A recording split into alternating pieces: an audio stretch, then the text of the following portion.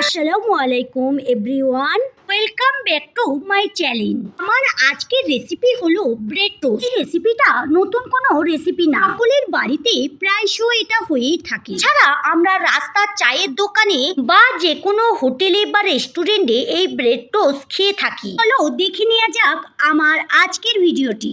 এই রেসিপিটা বানানোর জন্য বাড়িতে থাকা সহজ কিছু উপকরণ লাগবে। প্রথমেই একটা মিক্সারের জারে আমি 4 চামচের মতো চিনি নিয়ে একটু মিক্সারের জারটাকে ঘুরিয়ে গুঁড়ো করে নেব। এটা গুঁড়ো করে নিলে একটু ভালো হয়, আর যদি না গুঁড়ো করতে চাও তাহলে সময়টা একটু বেশি লাগবে।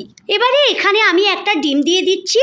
তোমরা চাইলে দুটো ডিমও দিতে পারো, তবে আজকে আমার কাছে একটা ডিম রয়েছে বলে আমি একটা ডিমেরই করছি। এবারে এই মিক্সার জারটাকে আমি 3 সেকেন্ডের মতো ঘুরিয়ে গুঁড়ো করে নেব। দেখো, করলেই এরকম সাদা হয়ে যাবে ডিম আর চিনি মিশিয়ে। এবারে অন্য একটা বাটিতে আমি এই চিনি আর ডিমের মিশ্রণটা ঢেলে নিয়েছি। এবারে এখানে আমি কফি কাপের 1 কাপ দুধ নিয়ে নিয়েছি, আর এই মিশ্রণের মধ্যে দুধটা ঢেলেও দিলাম। দুধটা তোমরা যে কোনো দুধ দিতে পারো, তোমরা চাইলে লিকুইড দুধও দিতে পারো, আর যদি লিকুইড দুধ বাড়িতে না থাকে তাহলে পানির মধ্যে গুঁড়ো দুধ গুলেও তোমরা এই রেসিপিটা করতে পারো। এতে স্বাদ মতো নুন দিয়ে ভালো করে মিক্স করে নিলাম। দেখো, আমি এখানে একটা প্যাকেটের ব্রেডটা পুরোটাই নিয়ে নিয়েছি, আর এই ব্রেডগুলোকে আমি এবারে পাশ দিয়ে একটু একটু করে কেটে নেব। তোমরা চাইলে নাও কাটতে পারো, তবে কাটলে দেখতে বেশি সুন্দর লাগবে। এখানে দেখো, আমি একটা ছুরি নিয়ে এর পাশগুলো একটু একটু করে কেটে দিচ্ছি।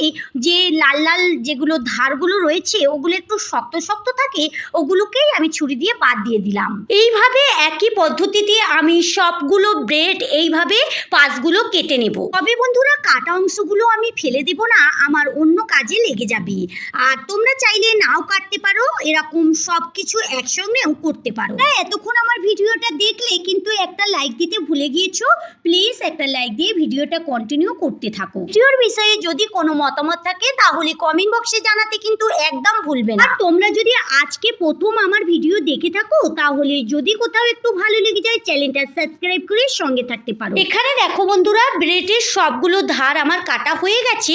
এবারে এখান থেকে একটা একটা করে ব্রেড নিয়ে আমি ওই মিশ্রণের মধ্যে ডুবিয়ে ডুবিয়ে ব্রেডগুলোকে পাশে রেখে দেব। তবে তোমরা চাইলে সঙ্গে সঙ্গে এর মধ্যে ডুবিয়ে ভাজতে পারো, আবার পারলে এক সাইডে রেখেও সবগুলো একসঙ্গে করেও ভাজতে পারো। তবে বন্ধুরা, এই রেসিপিটা তোমরা একবার হলেও বাড়িতে বানিয়ে দেখতে পারো। বাচ্চা থেকে বড় সবাই ভীষণ পছন্দ করবে, একবার খেলে বারবার বানাতে ইচ্ছে করবে। এইভাবে একই পদ্ধতিতে সবগুলো ব্রেড আমি এই মিশ্রণে ভিজিয়ে নেব। এমনটাই ভেজাতে হবে যেন ব্রেডগুলো নরম হয়ে যায় এবং ভেঙে যাওয়া অবস্থার আগেই তুলে নিতে হবে।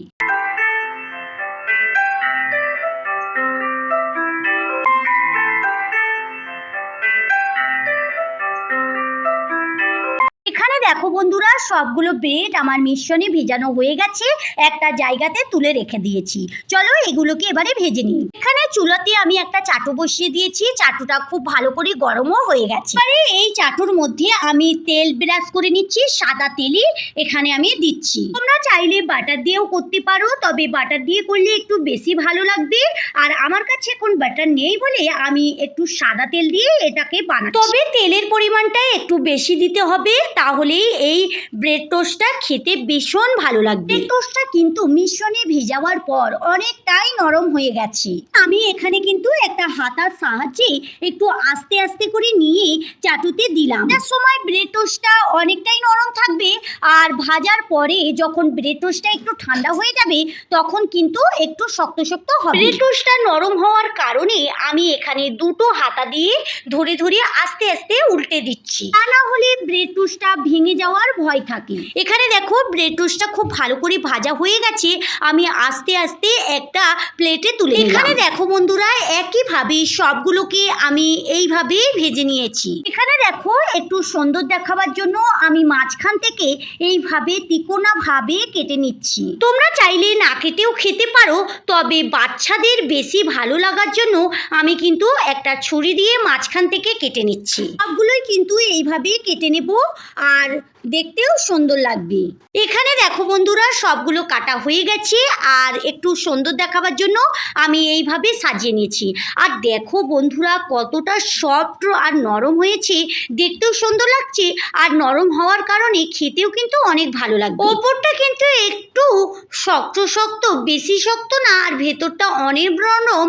তোমাদের একটা ভেঙে দেখিয়েও দিলাম।